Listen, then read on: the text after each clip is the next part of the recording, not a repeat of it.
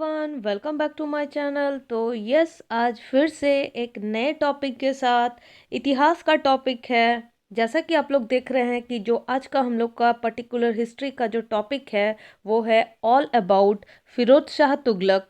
History, उनकी history के बारे में, उनके लाइफ के बारे में, उनका टेन्योर के बारे में और उनके कुछ अचीवमेंट्स के बारे में आज हम लोग इस वीडियो में डिस्कस करेंगे। यानी कि जो थ्रू आउट द जो वीडियो है वो पूरी डेडिकेट है फिरोज शाह तुगलक के बारे में, उनके सब कुछ जानने के लिए, जैसे कि इतिहास, उनका लाइफ, उनका टेन्योर और उनके अचीवमेंट्स। तो जैसा कि आप लोग देख रहे हैं कि इस टैग पे लिखा ही है कि बायोग्राफी ऑफ फिरोज शाह तुगलक, तो बिल्कुल इस वीडियो के साथ रिलेट करता हुआ हम लोग आज बायोग्राफी ही डिस्कस करेंगे फिरोज शाह का। Firoz Shah Tughlaq was a Turkish leader who was born in 1309।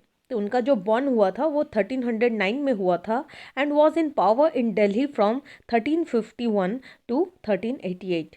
मतलब उनका जो बॉर्न हुआ था वो टाइम पीरियड था 1309 और उन्होंने जो पावर यानी कि जो गद्दी पर बैठे थे दिल्ली के, वो टाइम पीरियड था 1351 से लेकर टू 1388।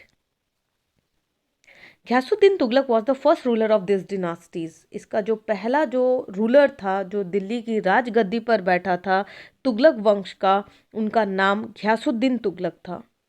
चलिए अब हम अपने टॉपिक पर आते हैं जो कि आज का थ्रू आउट द डिस्कशन है, फिरोज शाह तुगलक।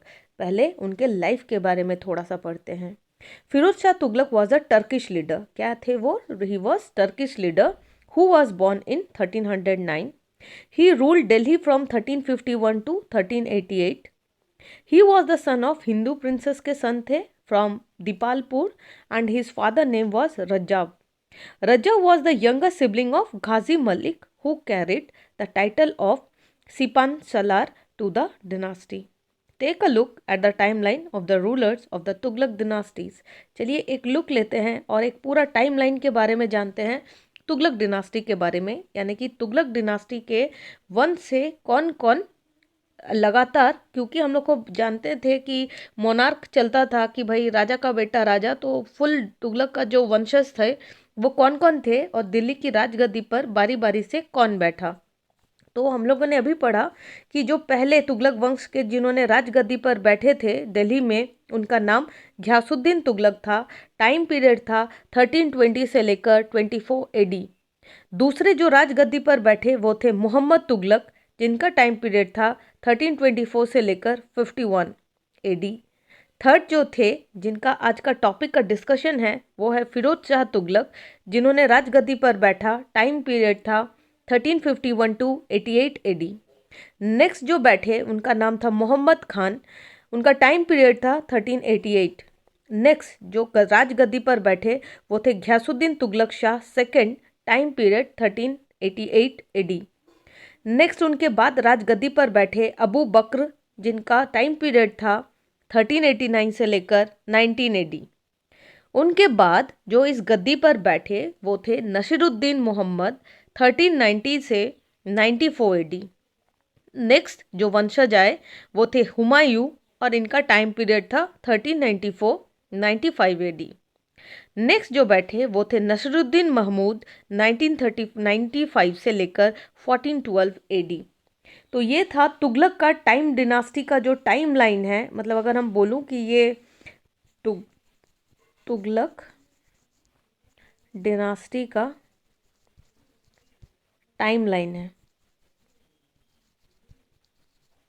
मतलब इस अकॉर्डिंग जो गद्दी पर बैठे थे दिल्ली के राजगद्दी पर, वो इसी सीरीज़ के अकॉर्डिंग बैठे थे। ठीक, चलिए आगे देखते हैं कि फिरोज शाह का जो टेन्योर था यानी कि जो टाइम पीरियड था वो क्या था और कैसा था। He was third ruler of Tughlaq dynasty. हमने अभी देखा कि जो फिरोज शाह थे, बहुत बार एमसीक्यू में क्वेश्चंस भी पूछे जाते हैं कि फिरोज शाह वॉज कितने नंबर का, यानी कि डैश ऑफ तुगलक डिनास्टी। तो third ruler of Tughlaq dynasty after the death of Mohammad bin Tughlaq. जो मोहम्मद बिन तुगलक थे, उनके डेथ के बाद जिन्होंने राजगद्दी संभाली थी वो फिरोज शाह तुगलक थे। Mohammad bin Tughlaq, son of Ghiyasuddin Tughlaq, ascended the throne in 1325. Mohammad bin Tughlaq किसके सन थे? घियासुद्दीन, क्योंकि हम लोगों ने अभी पढ़ा कि घियासुद्दीन तुगलक फर्स्ट रूलर थे तुगलक डिनास्टी के। उनके बाद मोहम्मद बिन तुगलक आए जो कि घियासुद्दीन के सन थे। और मोहम्मद बिन तुगलक के सन कौन थे? Firoz Shah Tughlaq.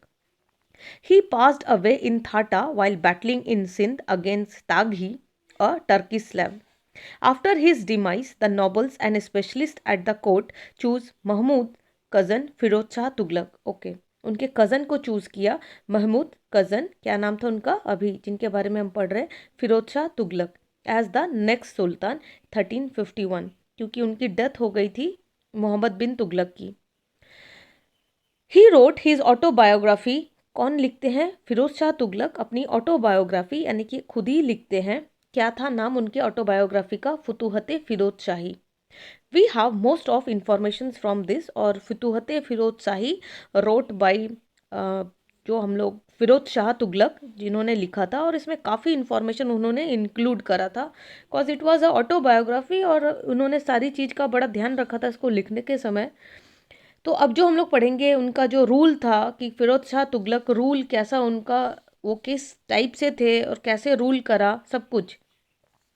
Firoz Shah was majorly dependent on his commander. Commander पर मेजरली डिपेंड करते थे। Malik Maqbool who accepted Islam after he was arrested. इनको जब अरेस्ट किया गया तो मलिक मकबूल ने क्या किया? एक्सेप्ट कर लिया इस्लाम को। सुल्तान यूज टू कॉल हिम खाने जहान विच मींट रियल रूलर। जो सुल्तान थे यानी कि फिरोज शाह की बात हो रही है, वो मलिक मकबूल को खाने जहान के नाम से बोलते थे, जो कि रियल रूलर थे। मालिक एक्टेड यानी कि ये Malik acted as a ruler when Firoz Shah went to expeditions. जब फिरोज शाह बाहर जाएं तो ये जो मलिक मकबूल हैं ये कैसे एक्ट करते थे? Like a he was ruler. He chose not to reconquer territories that had split away to keep other regions from taking their autonomy. Next, he gave various imperative concessions to the scholars. भाई उन्होंने scholars को concession भी करा and boycotted practices which the standard scholars consider un-Islamic. He barred the Muslim females. उन्होंने bar किया मुस्लिम females को from कहाँ जाने से? From going out the prey at the Graves of Holi people, क्योंकि वो ग्रेव पर वो होली पीपल को जो हम लोग करते हैं इबादत, वहाँ जाने से मना किया। He said that to have mistreated various Muslims group which were viewed as a orthodox by scholars। वो जो ऑर्थोडॉक्स और वो बोलते हैं ना कि, तो भाई उन्होंने क्या करा कि he said have mistreated various Muslims group. Mistreat किया है बहुत सारे मुस्लिम्स ग्रुप्स को, which were viewed as a, कैसे कि भाई अनऑर्थोडॉक्स के टाइप, बाई किसके द्वारा देखा गया? स्कॉलर्स के द्वारा देखा गया। Next, Firoz provided the principle of inheritance to the armed forces. Officers were permitted to rest and enjoy, send their children to the army on their place. भाई उनके प्लेस में उनके चिल्ड्रन जाएंगे। इनहेरिटेंस यानी कि वंशज को। The officers were not paid in real money but through land revenue income of towns. This novel strategy of installment promoted numerous misuses. He destroyed Hindu temples. उन्होंने हिंदू टेम्पल्स को डिस्ट्रॉय किया। उनके बुक्स को, जो भी होली बुक्स थे उनको destroy किया। एंड उनके साहित्य को भी डिस्ट्रॉय किया। किनके? हिंदूज के। The Islamic literature was translated to, इधर संस्कृत में ट्रांसलेट किया गया और पर्शियन लैंग्वेज में ट्रांसलेट किया गया सारे बुक्स को। फिरोज शाह तुगलक अचीवमेंट्स। तो फिरोज शाह तुगलक के अचीवमेंट्स क्या थे? पहला, he worked majorly in the development of infrastructure पर बहुत काम किया, सच जैसे कि स्कूल बनाना, hospitals, rivers, canals, reservoirs, rest houses etcetera. उन्होंने क्या किया? He establish an office for poor and deprived individuals called Diwane Khairat. उन्होंने ऐसा एक इस्टेब्लिशमेंट किया ऑफिस का जहाँ पर पुअर लोगों का देखभाल किया जाता था और नाम दिया दीवाने खैरियत। साथ में उन्होंने स्टैब्लिश किया department of slave known as Diwane Bandagan. Next, he made the इकदारी framework heredity. He is known to have establish 4 new towns. उन्होंने 4 नए टाउन्स को इस्टेब्लिश किया। फिरोजाबाद, फतेहाबाद, जौनपुर और Hisar. He impose jizya on Brahmins for the first time उन्होंने जजिया यानी कि it's a kind of tax, जजिया काइंड ऑफ टैक्स इम्पोज किया, वो भी ब्राह्मण्स पर, कि आपको अगर टेम्पल्स वगैरह के दर्शन करने हैं तो यू हैव टू पे सम टैक्स और some amount. He established several hospitals calling them Darul Shifa, Bimaristan और Shifa Khana in Delhi. He constructed waterways for watering system, इन्होंने वाटरिंग सिस्टम को अच्छा मजबूत किया। और क्या क्या करा उसने उसके तहत कि Yamuna to the city of Hisar, the Sutlej to the Ghaggar, the Ghaggar to Firozabad and Mandvi and Sirmaur hills to Hansi in Haryana. ये किया था उन्होंने। तो अगर थोड़ा सा कंक्लूजन के रूप में इसको देख लिया जाए इस पैराग्राफ को, कि कंक्लूजन, तो फिरोज शाह ब्रीथ करते हैं अपना लास्ट सांस 1388 को, क्योंकि हमने देखा कि उनका टाइम पीरियड लास्ट में 1388 तक ही था। And Tughlaq dynasty couldn't find its stand after him, और उनके बाद तुगलक डिनास्टी को कोई वैसा जिम्मेदार वाला वंशज नहीं मिला। He was the last known leader of the dynasty, और इस डिनास्टी के सबसे लास्ट जो वेल नोन लीडर थे वो यही थे, Firoz Shah Tughlaq, which was overcome after him. तो ये था आज का पूरा वीडियो, फिरोज शाह तुगलक को डेडिकेटेड था। हमने पढ़ा उनके अचीवमेंट्स, हमने पढ़ा उनका रूल, हमने पढ़ा उनका टेन्योर, हमने पढ़ा उनका लाइफ कि उन्होंने क्या क्या किया था, थोड़ा बहुत देखा, जानने का कोशिश किया कि आखिर फिरोज शाह तुगलक का क्या रोल था हमारे इंडियन हिस्ट्री में।